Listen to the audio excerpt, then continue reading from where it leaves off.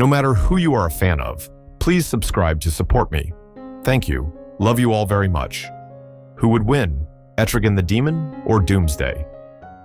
Etrigan always emerges from the dark realms where magical energy flows like a bottomless river. Within his half-human, half-demon form lies a cold intellect that has lived through countless eras, accumulating ancient secrets, lost magic, and a treasury of incantations that can twist space itself. He does not age, nor does he ever fade, because his hellish nature sustains him with an endless vitality. When he utters a spell, each syllable echoes like a blade cutting into reality, both mesmerizing and terrifying. In stark contrast is Doomsday, the pure embodiment of violence and relentless evolution. He needs no schemes, no ancient knowledge. He simply advances and crushes everything in his path. His body is almost unbreakable, with every injury serving as a catalyst for him to grow stronger. Doomsday's power always follows a single rule: evolve to overcome anything that has ever defeated him.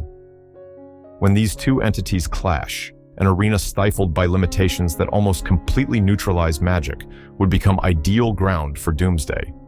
Without magical energy to guide him, no ancient artifacts, no rituals, and no place for Etrigan to leverage his magical knowledge, the battle would tilt towards Doomsday's boundless brute strength. In such an environment, each of his attacks would be the culmination of centuries of hatred and evolution, as he continues to adapt, accelerate, and become a living nightmare. However, in places where magic is like breath, where every speck of dust is imbued with mystic power, everything changes. In such realms, Etrigan is not just a warrior, but an extension of mystical forces. He can summon hellfire, call upon ancient spirits, deceive foes with illusions, or bind Doomsday with incantations crafted from the very language of the demon realm. When Etrigan can access ancient artifacts or link with mystical allies, the battlefield becomes his chessboard, and he dictates every move. Etrigan's immortality, his ability to regenerate almost instantly from injuries, coupled with the cunning of an intellect honed over thousands of years, makes him a highly calculating predator. Doomsday might be physically stronger, but Etrigan possesses a power that transcends all physical measurements. He can incinerate an opponent's soul, drag Doomsday into spaces where the laws of reality are inverted, or turn Doomsday's brutal instincts into a weakness with spells that directly target the mind. The confrontation between Etrigan and Doomsday, therefore, is not just a clash of magic and brute force. It is a battle between intellect and instinct, between the mysteries of arcana and the ferocity of evolution. And each time they meet, the choice of location is nothing short of a verdict.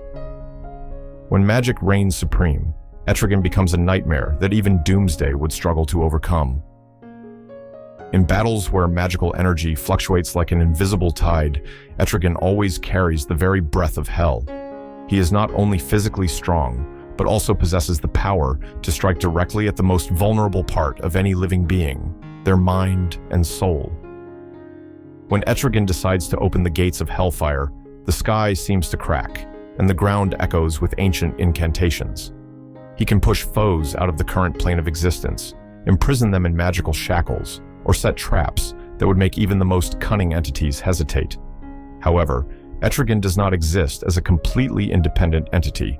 He is bound to Jason Blood, the mortal man who carries a curse that intertwines their two destinies. The transformation between Jason Blood and Etrigan is not always smooth. There are moments when the transition becomes a barrier, preventing Etrigan from unleashing his full demonic nature. This very dependence creates a rare weakness in an otherwise almost invulnerable entity, as Jason Blood still carries human limitations in his veins. Although Etrigan's powers range from soul attacks to spatial manipulation, he still requires certain catalysts to reach his maximum strength. Certain rituals, ancient artifacts, or prophetic nexus points between planes are key to helping him expand the reach of his magic. When conditions are not met, Etrigan can only utilize a fraction of the power within his endless magical repertoire. Furthermore, no matter how powerful Etrigan is, there are still forces that can subdue him. Forms of magic equivalent to or surpassing hellish energies, or entities with cosmic influence, are fully capable of neutralizing or weakening his spells. Etrigan's existence is not exempt from this rule. Etrigan can become a nightmare spreading from the underworld to the mortal realm. But when his bond with his host is tightened, he must confront the limitations he despises.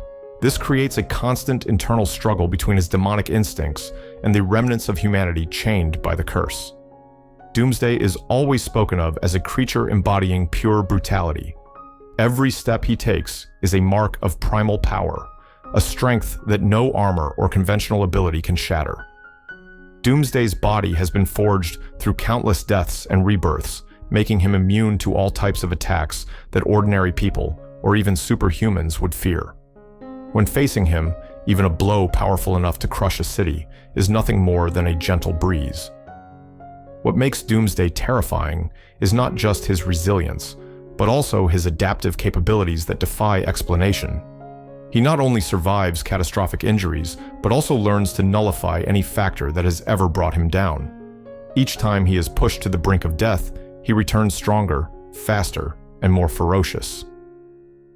Doomsday's fighting spirit is like an unquenchable fire, continuously flaring until everything in its path is consumed by endless destruction. However, his berserk fury comes with a significant lack of subtlety. Doomsday is powerful in the physical world, but is almost defenseless against non-physical forms of attack. Mystical energies or rituals that directly affect the soul can cause him trouble if sustained long enough. Methods that displace an entity from its current plane, such as banishment, imprisonment in mystic dimensions, or multidimensional sealing, all have a chance to curb Doomsday's destructive power. He is only truly dangerous when allowed to approach his target with his familiar brute strength. If an opponent can sever his ability to reach his target by teleporting him away, splitting space, or using magic to freeze his movement, Doomsday's almost absolute advantage will gradually vanish. In battles where distance and spatial control are continuously maintained, he is no longer an invincible calamity, but a force stripped of half his power's soul. Doomsday, therefore, always carries two opposing aspects within him. On one side is rampant, unstoppable destruction, and on the other is vulnerability to forces that do not require physical interaction. This very contrast creates his unique nature, a threat that cannot be confronted with ordinary logic, but is also not entirely beyond the control of entities sufficiently skilled in arcane arts. Throughout the long history of Hell, the name Etrigan has always been spoken with dread. It is no coincidence that across generations, he has been regarded as the most powerful demonic force, and currently, the throne of Hell lies under his control. In that position, Etrigan not only possesses his own power, but also holds the authority of the entire Dark Kingdom. Compared to Doomsday, no matter which version, the disparity is clear, from their very nature to their power levels. To say Etrigan could finish off Doomsday without breaking a sweat would not be an exaggeration. If he wielded Excalibur along with the Crown of Horns, the scales would not even exist. These two artifacts not only amplify his power, but also unlock layers of abilities that even cosmic entities would be wary of. Placing Doomsday in such a situation would be like throwing a savage warrior into a divine storm, and utter defeat would be unavoidable. Both Doomsday and Etrigan have faced Superman, but the outcomes of those encounters reflect two contrasting paths. Doomsday, though sometimes creating earth-shattering battles, has been defeated and destroyed by Superman many times. Meanwhile, Etrigan has never truly faced danger when battling characters on par with Kryptonian power. For him, fighting Superman is merely a brutal pastime. Etrigan even revels in the pain of being struck by powerful foes on his demonic body. But when Etrigan stops jesting and gets serious, his power makes Superman an easy target, breakable like a dry twig. This image is not an exaggeration, but proof of the disparity between a king of hell and a Kryptonian warrior. Wonder Woman was once overwhelmed by a demon. However, when Etrigan appeared, he not only neutralized the threat, but also destroyed the creature so quickly that witnesses felt only a hot wind sweep across the battlefield. That is the difference between a powerful demon and the sovereign of the demon realm. Etrigan's power becomes even more terrifying when he merges with a magical ley line.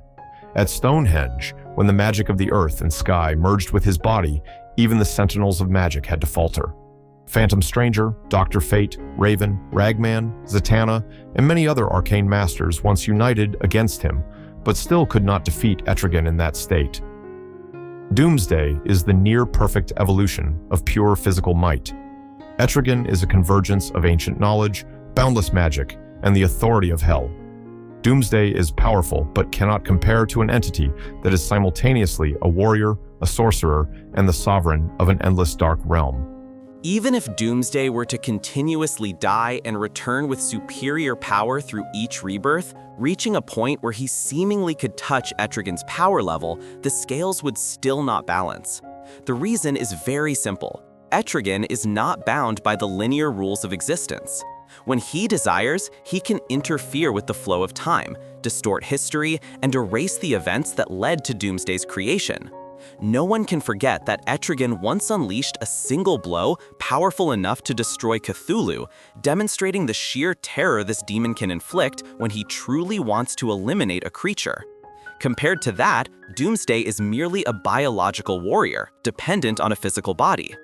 Etrigan does not rush in with brute force. He begins with suppressive magic, drawing binding sigils, instantly changing positions, incinerating the battlefield with hellfire, and sending invisible chains directly into his opponent's soul. If necessary, he can banish Doomsday to hell or transport him to a plane where mechanical violence is utterly meaningless. Etrigan's dominance does not come from a single heavy blow, but from his ability to control all the rules of the battle. Doomsday is renowned for his exceptional adaptability, but that only applies to attacks that affect the physical body. Against banishing rituals, soul sealing, or spatial warping, his evolution cannot provide a counter-reaction. Etrigan only needs one complete incantation for Doomsday to be locked down, immobilized, and stripped of all ability to retaliate. If Etrigan chooses a direct confrontation, he would crush Doomsday with supernatural power that transcends physical limits. If he wants to end the battle quickly, he only needs to seal or banish Doomsday into a dimension with no permanent escape. And if he truly wants to extinguish the threat at its root, he simply needs to alter time so Doomsday never has the chance to appear. The winner? Etrigan, King of Hell. So guys, that's it for now. Let me know what you think in the comments. Thanks for watching. I'll see you guys later. Love you much.